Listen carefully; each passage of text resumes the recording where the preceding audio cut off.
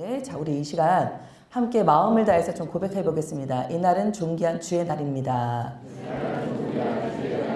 아멘. 우리 다 같이 찾으실 하나님의 말씀을 우리 한번 나눠보도록 하겠습니다. 모든 것이 내게 가하나 다 유익한 것이 아니요 모든 것이 내게 가하나 내가 무엇에든지 얽매이지 아니하리라. 음식은 배를 위하여 있고 배는 음식을 위하여 있으나 하나님은 이것저것을 다 패하시리라. 몸은 음란을 위하여 있지 않고 오직 주를 위하여 있으며 주는 몸을 위하여 계시느니라. 하나님이 주를 다시 살리셨고 또한 그의 권능으로 우리를 다시 살리시리라. 너희 몸이 그리스도의 지체인 줄을 알지 못하느냐? 내가 그리스도의 지체를 가지고 창녀의 지체를 만들겠느냐? 결코 그럴 수 없느니라. 창녀와 합하는 자는 그가 한 몸인 줄을 알지 못하느냐? 일러스되 둘이 한 육체가 된다 하셨나니 주와 말하는 자는 한 영이니라. 음행을 피하라. 사람이 범하는 죄마다 몸에 밖에 있거니와 음행하는 자는 자기 몸에 죄를 범하느니라. 너희 몸은 너희가 하나님께로부터 받은 바 너희 가운데 계신 성령의 전인 줄을 알지 못하느냐? 너희는 너희 자신의 것이 아니라 값으로 산 것이 되었으니 그런즉 너희 몸으로 하나님께 영광을 돌리라. 아멘. 잠시 기도하고 말씀 나누겠습니다. 하나님 아버지, 우리를 우리 주 예수 그리스도 안에 자유한 자로 불러주심을 감사드립니다. 우리의 삶과 우리의 생명이 오직 주만을 위하여 지음받았으므로 이제 우리가 주의 말씀을 따라 아름답고 새롭고 또 주님의 뜻 안에서 거룩하게 지어져 갈 수 있도록 하나 우리 성도들에게 이 시간 생명 이르는 귀한 말씀으로 들려 주시옵소서. 감사드리며 예수님의 이름으로 기도합니다. 아멘. 예, 오늘 우리 찾으실 고린도전서의 말씀을 우리 잠깐 좀 나눠볼 텐데요. 여러분 고린도전서 여러분 늘 이렇게 신약성경을 읽을 때마다 가장 먼저 읽게 되는 말씀이 무엇입니까? 저는 고린도전서 말씀을 이렇게 그다지 깊이 묵상하고 또 자주 찾게 되는 본문의 말씀은 아닌데 제가 이렇게 설교를 준비할 때마다 이 고린도전서 말씀을 참 많이 주시는 것 같아요. 그래서 제가 이번 주 말씀을 이렇게 준비하다가 하나님께서 저 개인에게도 주시는 이 말씀의 메시지가 여기에 많이 담겨 있다는 것을 제가 특별히 이렇게 고백하게 되더라고요. 오늘 특별히 고린도전서 6장 12절부터 있는 말씀은 이렇게 시작되고 있습니다. 우리 12절에 모든 것이 내게 가하나 다 유익한 것이 아니라 또 모든 것이 내게 다 가하지만 내가 무엇에든지 얽매이지 아니하리라. 이렇게 시작합니다. 여러분 이 말씀을 이해하기 위해서는 우리가 고린도라는 교회의 상황이 어땠나를 한번 좀 살펴봐야 합니다. 여러분 고린도 교회에 대한 말씀 많이 들었죠? 예, 어떤 교회입니까? 예, 바울이 2차 전도 여행에 끝나고 나서 이 고린도에 있는 성도들에게 특별히 서신을 보내게 됩니다. 고린도 안에 있는 여러 가지 문제가 있다는 이야기를 듣고 그 문제를 해결해 주기 위해서 어떤 문제들이었습니까? 여기 보니까 나중에 우리에게 우상에 바쳐진 제물들을 먹어야 되냐 말아야 되냐. 그것을 우리가 시장에서 샀을 때 이것이 우상에 바쳐졌던 제물이었다는 것을 알게 되었을 때 그것을 우리가 그리스도인으로서 먹어야 되냐 말아야 되냐. 이런 얘기가 나오죠. 또 교회 안에 많은 교회 안에 은사가 나타나고 또 성령의 역사가 나타나다 보니까 아주 성령 충만 받은 그리스도인들이 특별히 은혜를 사모하게 되죠. 그러다 보니까 은사에 관한 문제가 나타나게 됐습니다. 그리고 또 성도들 간에도 서로 간에 교제를 하는데 너무너무 그 은혜 받고 특별히 그 은사와 또 말씀의 가르침에 또 중요한 영적 지도자들이 세워지다 보니까 그 지도자들을 중심으로 해가지고 사람들이 분파를 형성하게 되는 거죠. 그래서 교회 안에 참 좋은 지도자들이 많았음에도 불구하고 지도자 한 사람 한 사람에 따르는 무리들과 추종자들이 있었던 것 같아요. 그래서 교회 안에 예수 그리스도 중심이 아니라 바울파니, 아볼로파니, 게바파니 이러한 분파의 문제가 생겼던 것입니다. 또 하나를 보니까 분쟁의 문제가 있었습니다. 교회 안에서 일어나는 성도들 간의 문제를 은혜 안에서 말씀 안에서 해결을 못하는 거예요. 그러다 보니까 이것들을 교회 바깥에 있는 그죠? 세상 기관에 의지해서 이것이 옳으냐 그르냐를 판단받아야 될 그런 상황에 처하게 됐던 것입니다. 이런 모든 상황들을 고린도 교인들이 가지고 있었습니다. 여러분, 교회는 문제가 있는 곳입니까? 없는 곳입니까? 예, 없어야 되는데, 그죠? 예, 교회가 뭐 완전해야 되는데, 예, 무지무지 다른 세상의 어떤 곳에서도 볼 수 없는 문제들이 다 쌓여져 있는 곳이 교회인 것 같습니다. 예, 그것 때문에 시험 들어서 교회 안 나왔다고 하는 우리 중고등학생들도 있고 또 우리 청년들도 많은데요. 저는 그럴 때 반드시 이와 같은 말씀을 나눕니다. 여러분, 병원은 예, 건강한 사람들이 모이는 곳입니까? 병든 자들이 모인 곳입니까? 예, 치유받고 고침받고 회복되기 위해서 모인 곳이 병원이죠. 저는 우리의 삶이 영적으로 병들게 되면 우리의 삶은 병들게 됩니다. 인격이 왜곡이 됩니다. 그로 인해서 우리 삶의 많은 문제들이 관계 속에서 또 내 개인의 인생 속에서 일어나게 되는 것이죠. 결국은 우리 모든 사람들이 다 죄 가운데 있음으로 인해서 이와 같은 고통을 받게 되는 삶을 살아가는데 그러한 세상 가운데 죄 가운데 사는 사람들이 치유받고 고침받고 그래서 그리스도의 완전한 그 거룩한 성화에 이뤄가야 될 그죠? 그 숙제들을 가지고 모이는 것이 바로 교회인 줄 믿습니다. 그래서 교회는 거룩해져야 가는 곳입니다.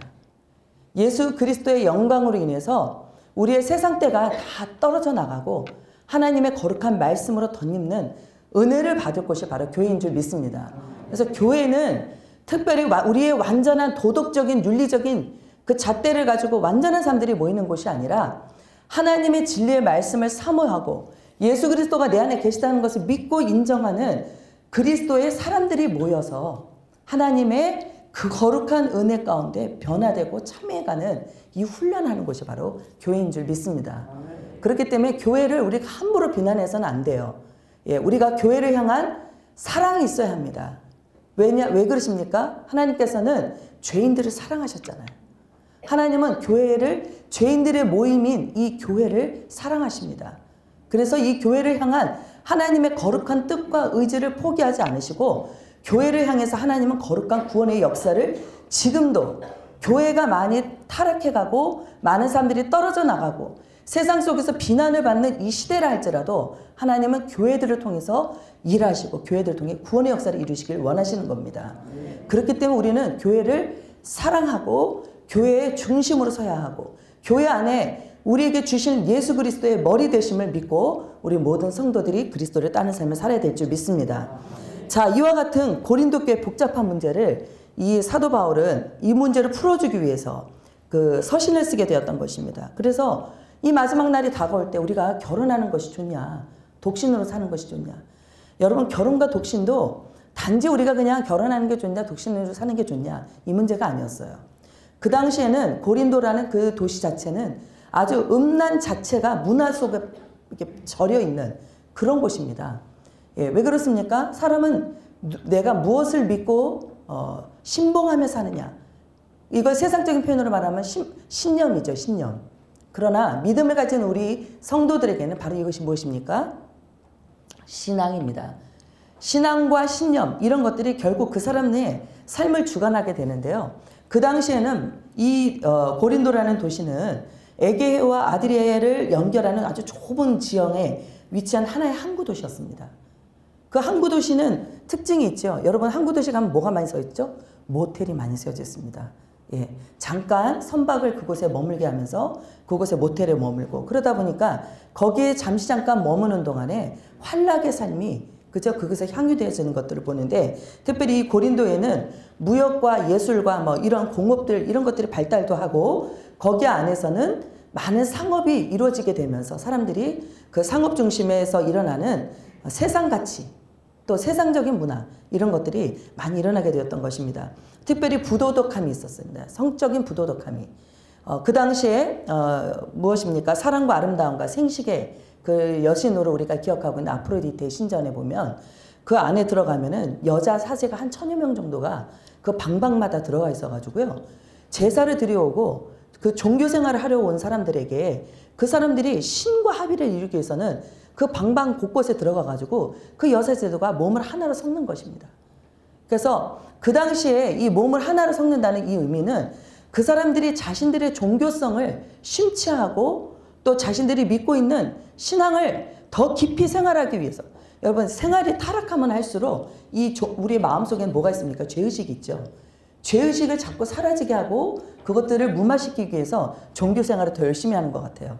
아마도 그 당시의 사람들도 그와 같은 동기에 의해서 이런 곳에 들어가서 자신의 삶을 다시 한번 이 종교 생활을 통해 귀하려고 했던 것 같습니다. 그러다 보니까 자연스럽게 이 종교의 행위, 다시 말하면 이 행위 자체가 이 성적 문란함을 갖는 이것과 거의 더불어 가게 되었던 것이죠. 또 그 당시에는 많은 사람들이 모여서 많은 헬라 철학들에 대해서, 그죠? 또 세상의 문화에 가장 기반이 되었던 어디입니까? 그 지중해 일대의 연안에 그 유럽을 지배하고 있던 이 헬레니즘의 문화가 그 당시에 모든 사람들의 삶 속에 깊이 뿌리박혀 있었던 것을 볼 수 있습니다. 그러다 보니까 철학이 생겨나고 또 많은 지식과 지혜를 쫓아가는, 그죠? 그런 사람들의 학문적인 성향이 발달했던 것 같아요. 그래서 종교 철학이나 아니면 수사학 같은 이러한 문화들도 또 이런 학문들도 발달하게 되었던 것입니다. 자, 여러분 이거를 한번 상상해 보세요. 우리가 지금 살고 있는 이 안산이라는 도시가 이렇게 상업 중심의 도시입니다. 그리고 이곳에 곳곳에 아주 주요 종교기관이 있고 주요 또 교육기관이 있습니다. 어느 곳에서도 찾아볼 수 없는 발달되어 있는 도시입니다. 그러면 별의별 사람들 다 모이지 않았겠어요? 예, 그러다 보니까 이제 교회 안에 들어온 성도들도 보면 유대인들로서 그리스도의 사람으로 변화받고 들어온 사람들도 있었지만 많은 이방 사람들이 교회 안에 있었던 것입니다. 교회 안에 좀 성격만 좀 다른 사람 모여도 참 시끄럽습니다. 그죠? 그런데 서로 성향도 다를 뿐만 아니라 종교도 다르고 살아온 삶도 달라요. 그래서 우리 이 고린도 교회 안에도 보면 아주 하층민의 지식이 없는 그런 사람들도 있었어요. 그런데 나중에 보면 유대인들로서 아주 고매한 신앙의 인격을 가진 사람들도 있었던 것 같아요. 또 한편으로는 부유층의 사람들도 있었는가 하면 누굽니까? 우리 부유층에서 그리스도를 만났던 사람? 우리 사도행전 11장 말씀해 보면 우리 바나바가 있죠. 바나바 같은 사람은 우리 초대교회의 지도자로서 바울을 그 많은 기독교 사람들에게 좋은 지도자로 세웠던 그런 한 사람으로 알고 있는데, 이 바나바는 레위 사람으로서 아주 부유한 귀족이었던 것을 우리가 성경을 통해서 보게 됩니다. 그만큼 교회 안에도 잘 사는 사람이 있었고 아주 못 사는 사람들이 있었던 거예요. 극과 극의 사람들이 같이 공존해 있던 것이 교회입니다. 자, 교회가 조용하겠습니까? 시끄럽겠습니까? 예, 교회가 말이 많았어요. 그래서 교회 안에 일어나는 이런 많은 삶의 문제들, 또 서로 종교적인 또 사고의 사상의 차이들이 이렇게 많은 사람들의 문제들을 일어나게 됐던 것입니다. 자, 그런 가운데 사람들은 이게 이렇게 해야 된다, 저게 저렇게 해야 된다, 성경에 대한 다양한 해석들이 있었습니다.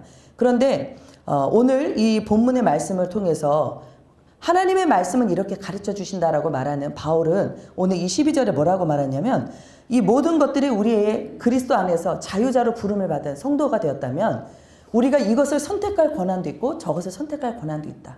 왜 그렇습니까? 예수가 우리의 주가 되셔서 우리를 가장 귀한 생명의 길로, 영원한 길로 인도하시기 때문에 성령의 인도함을 받는 자는 그리스도 안에서 모든 것을 행할 수도 있고 행치 않을 모든 자유와 권한이 주어졌다는 것을 선포하는 것입니다. 예, 그래서 우리 교회 안에 들어온 성도들이라면, 참 믿음을 가진 성도들이라면 그리스도 안에서 내게 주신 그 사랑 안에서 또 은혜 안에서 여러분들에게 모든 것이 허락되었다는 것을 믿으시고 주님의 성령을 따라 행하는 것에서 담대하시게 되길 바랍니다. 그런데 이 모든 것이 내게 가하나 다 유익한 것이 아니다. 그리고 모든 것이 내게 가하나 내가 무엇에든지 얽매이지 않겠다, 이렇게 말하고 있습니다. 당시 바로 이와 같은 로마가 점령하고 있던 이 헬라 문화권 안에서는 이 이 고린도라는 도시는요, 어떤 도시보다도 아까 말했던 것처럼 그리스 철학, 헬라 철학이 가장 성행했던 그런 도시로 알려져 있습니다. 이 헬라 철학의 핵심은 이원론입니다. 많이 들어보셨죠? 우리가 그다지 이렇게 역사를 잘 공부 안 해도 설교만 잘 들으면 유식해져요. 설교 속에서 늘 다뤘던 얘기가 뭐냐면 우리가 헬라 철학, 다시 말하면 이 서구 사회를 지배하고 있던 서양 철학의 이 헬라 철학의 가장 대표적인 이론은 이원론입니다. 선과 악의 구분, 그 다음에 영과 육체의 구분입니다. 이 인간은 두 가지의 요소로 이루어져 있는데, 다시 말하면 우리 사람 속에는 이 관념, 이데아, 사상이라는 것이 있는데, 이것과 또 그것을 담고 있는 이 육신이 있다는 거예요. 그래서 육신과 이 속에 담고 있는 이데아, 관념, 이 두 가지가 같이 공존해 있는데, 바로 이와 같은 이원론적인 생각 속에서 평생을 살다가 교회 안에 들어와서 말씀을 들은 거예요. 복음을 듣다 보니까 복음을 어떻게 해석하기 시작하냐면요, 이 선과 악의 이중적인 구조로 받아들이는 거예요. 그러다 보니까 뭐냐면 영은 선한 것이다. 우리 안에 담고 있는 이 관념은, 이데아는 거룩하고 선한 것인데, 이것을 담고 있는 이 몸, 육체는 이걸 어떻게 다니면요, 부정한 것으로 봤어요. 해악한 것이다. 그래가지고 바로 이 관념의 이 선함을 담고 있는 이 육체는 추하고 더러운 것이기 때문에 우리는 이것은 어떻게 살아도 된다. 예, 그래서 굳이 우리가 거룩하고 도덕적인 삶을 살려고 그다지 그렇게 노력하지 않아도 된다라는 이러한 밑에 뿌리의 근간 같은 생각들이 우리 신앙을 가진 사람들 속에도 있었던 것입니다.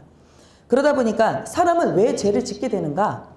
이 관념은 바로 이 육체에 갇혀있게 되는데, 사람이 이 죄를 안 지려고 하면 이 관념이 육체로부터 이탈하면 된다. 나오면 된다. 이렇게 생각한 겁니다. 그러다 보니까 바로 이것이 진정한 우리에게 주신 자유인데, 이 자유를 누리려고 하다 보니까 육체는 어떻게 살아도 우리는 영의 선한 것만 추구하면 살면 된다라는 생각을 따라 살게 되는 것입니다. 다시 말하면 삶을 살아가는 사람들은 궁극적으로는 뭘 지향을 해야 되냐면 선을 추구하고, 또 영의 것을 추구하고, 또 성경이 말하고 있는 신령한 것, 성령이 주시는 그런 것들만 추구하며 살면 되고, 육은 언젠가는 없어지고 소멸해질 것이 아무것도 아니기 때문에 그냥 어떻게 살든 그것으로 인해서 우리가 양심에 거리끼거나 믿음에 거리낌을 가질 필요가 없다. 이렇게 생각한 것이죠. 자, 그런데 여러분, 이것이 바로 그리스도께서 우리에게 가르쳐 주신 복음이냐? 그렇지 않다는 겁니다. 오늘 이 뒤에 한번 13절의 말씀을 다시 한번 읽어보도록 하겠습니다. 우리 다 같이 한번 읽어보겠습니다. 시작. 음식은 배를 위하여 있고 배는 음식을 위하여 있으나 하나님은 이것저것을 다 폐하시리라. 몸은 음란을 위하여 있지 않고 오직 주를 위하여 있으며 주는 몸을 위하여 계시느니라. 아멘.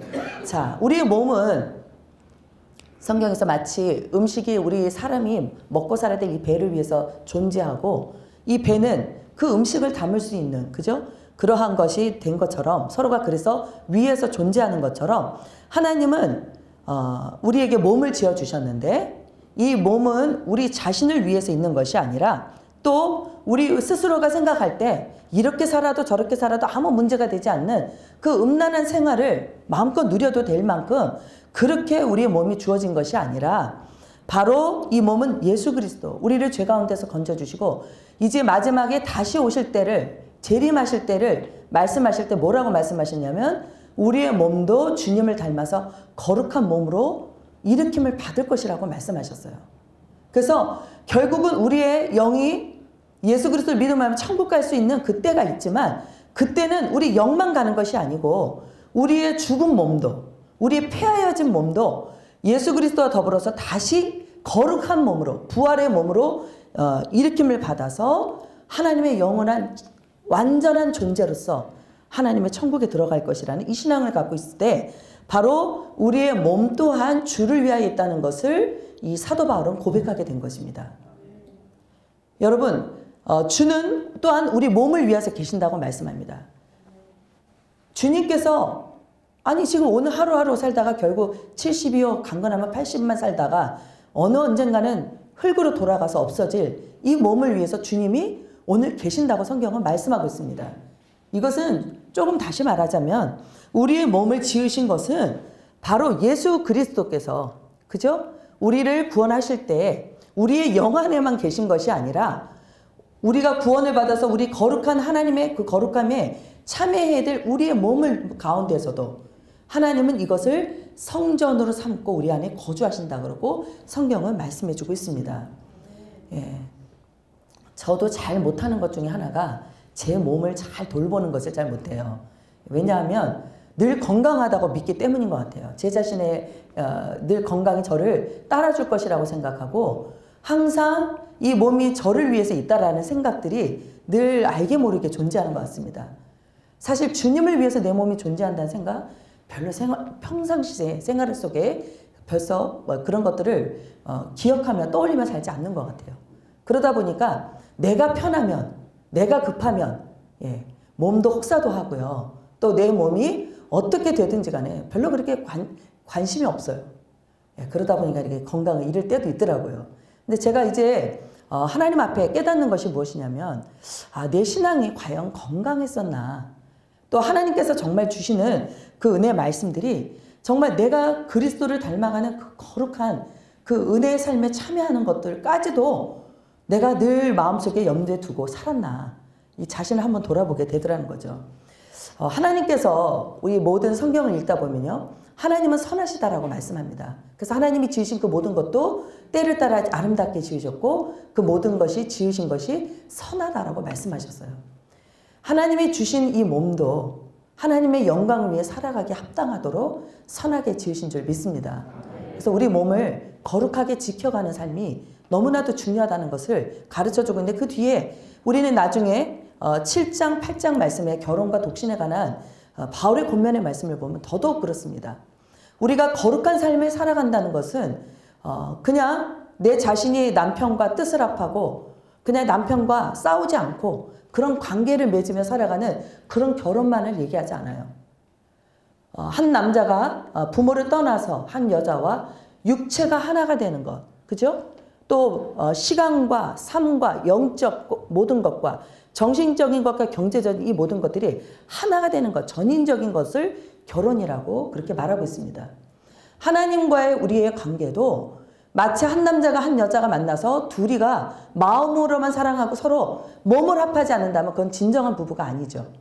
그것처럼 그리스도와 합하는 이러한 신앙의 삶도 주님과 우리의 삶 속에 영적인 은혜 안에서의 말씀의 연합이 있고 또 기도를 통해서 하나님과 영적 연합이 있었다면 우리의 육신을 통해서 날마다 행해야 될 하나님의 말씀을 따르고 행해야 될 삶 속에서도 그리스도와 연합하는 삶이 있어야 된다라고 말하고 있습니다. 그래서 결혼할 때 한 여자를 선택하고 한 남자를 선택해서 서로가 서로를 위해 존재하는 그 관계를 누리는 것은 무엇보다도 그리스도의 신부로서 우리 부름을 받은 우리 성도들이 주님과 함께 동행하는 영적으로뿐만 아니라 육체적으로도 하나님 말씀을 따르고 행함으로 그리스도와 함께 연합하는 삶을 살아가는 것을 상징하고 있는 것입니다. 저는 안타깝게도 결혼을 아직 못했기 때문에 이와 같은 그리스도와 연합한 부분을 저는 일부분만 알고 있는 것 같아요. 그렇지만 여기 아마 대부분들은 다 결혼을 하신 분들입니다. 여러분 정말 이 결혼이란 이 숭고한 하나님이 주신 내가 그리스도의 신부로서 나를 지켜나가고 내 몸이 남편을 위해 있듯이 남편의 몸이 내 아내를 위해 있듯이 서로가 서로를 존중하며 지켜나가는 이와 같은 믿음의 삶이 무엇보다도 중요하다는 것입니다. 신앙 안에서도 그렇다는 것이죠. 여러분 왜 맨날 기도해야 됩니까? 기도는 한 번은 2시간, 3시간, 한 10시간까지 기도하고 그 다음에 좀 육신적으로 좀 편하게 살았으면 좋겠어요. 그러나 이러한 기도하고 무릎 꿇고 신앙 안에 사는 삶이 누구를 위한 삶입니까? 궁극적으로는 주를 위한 삶을 위해서입니다. 또 주님과 우리가 연합되는 삶을 살기 위해서는 우리 육신은 날마다 무엇을 명령합니까?